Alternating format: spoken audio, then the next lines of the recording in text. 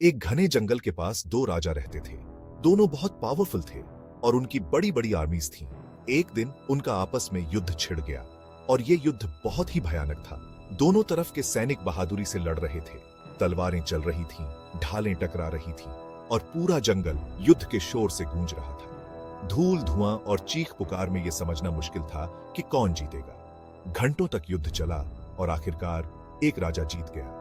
हारे हुए राजा और उसकी सेना को भागना पड़ा, युद्ध के मैदान को पीछे छोड़कर। युद्ध खत्म हो चुका था। जीतने वाली सेना खुशियां मना रही थी, लेकिन युद्ध के मैदान में बहुत कुछ पीछे छूट गया था। टूटी हुई तलवारें, फटे हुए झंडे और एक अकेला ढोल।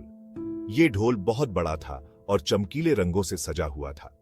युद्ध के दौरान ये ढोल सेना का जोश बढ़ाता था। अब ये चुपचाप धूप में पड़ा था। हारने वाली सेना जल्दी में थी और वो अपने साथ सब कुछ नहीं ले जा सकती थी, इसलिए ये ढोल युद्ध के मैदान में ही रह गया। कुछ दिनों बाद एक सियार उस रास्ते से गुजरा। वो बहुत भूखा था और खाने की तलाश में इधर उधर घूम रहा था। अचानक उसकी नजर उस बड़े से ढोल पर पड़ी।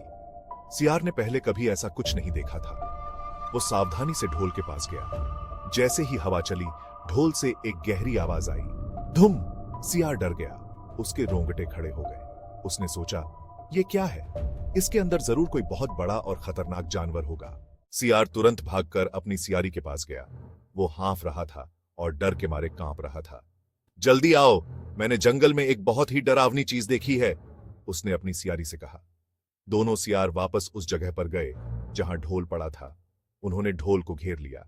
वो बारी बारी से उस पर वार करते और फिर पीछे हट जाते, यह देखने के लिए कि क्या अंदर से कोई बाहर आता है। सियार और उसकी सियारी ने बहुत देर तक ढोल पर हमला किया।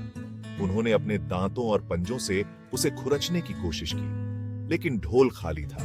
अंत में थके हुए और निराश वो बैठ गए और ढोल को घूरने लगे। यहां कुछ भी नहीं है, सियारी ने कहा। हम डर के मारे पागल हो रहे थे। सियार को भी अब समझ आ गया था कि उसकी गलती थी। उसने अपनी मूर्खता पर शर्म महसूस की।